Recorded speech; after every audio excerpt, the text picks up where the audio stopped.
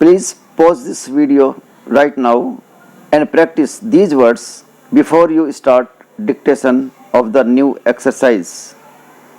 Be ready for the dictation. 5 seconds to go. Okay, let's start.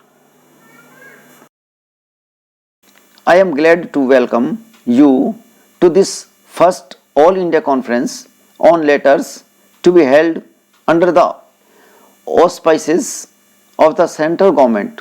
The history of India's achievement in the field of letters extends over millenniums and is evidence of the innate genius of the people and the encouragement and support extended by enlightened kings and other lovers of letters. These great traditions still remain, but for reasons which are well known, the patronage which in the past was extended to literature by the state has been absent ever since India lost her independence. Now that India is free, it is imperative that we try to make up for the lost ground and create conditions in which our languages can develop their innate potentialities and contribute to the heritage of the world. I may briefly refer to the proposal which was put forward over 5 years ago by the Asiatic Society of Bengal for the establishment of a national cultural trust. This was to be charged with the task of stimulating and promoting the culture of the country in all its aspects.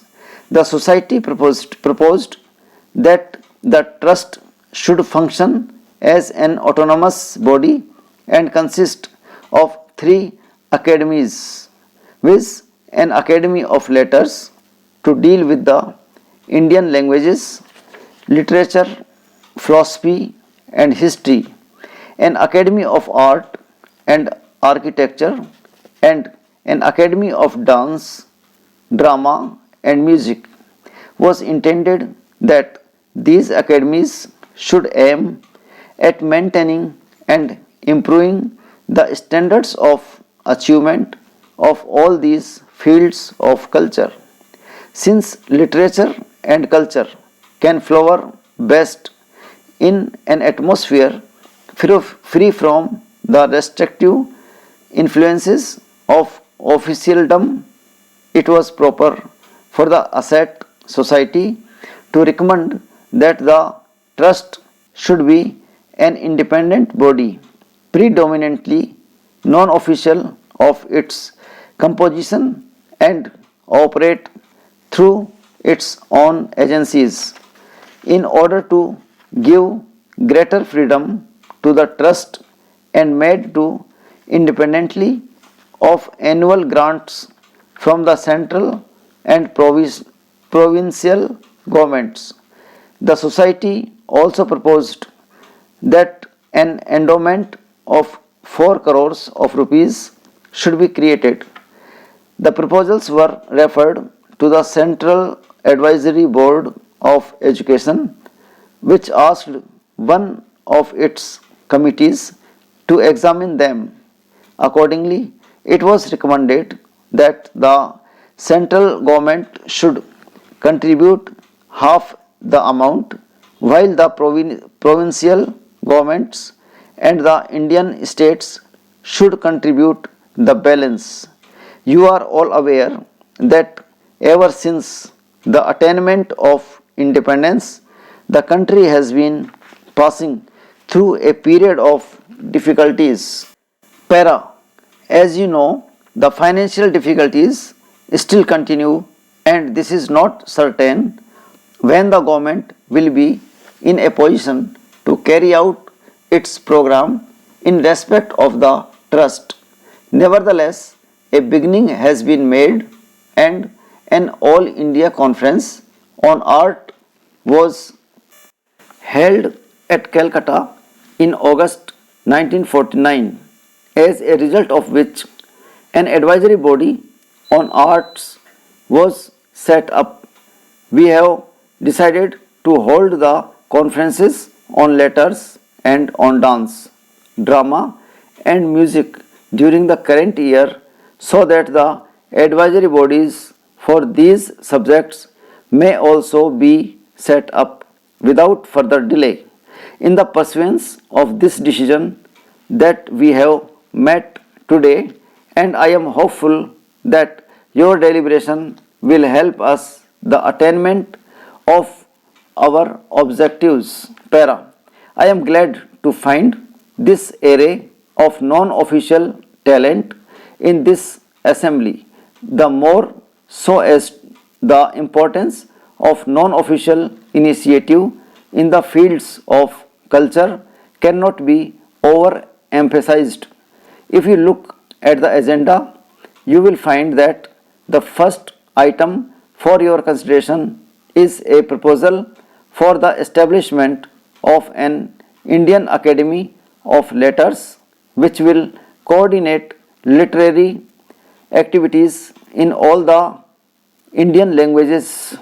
So, coordinate is perhaps as unfortunate word because all literary creation is an expression of the freedom of the spirit and does not lend itself to control an organization.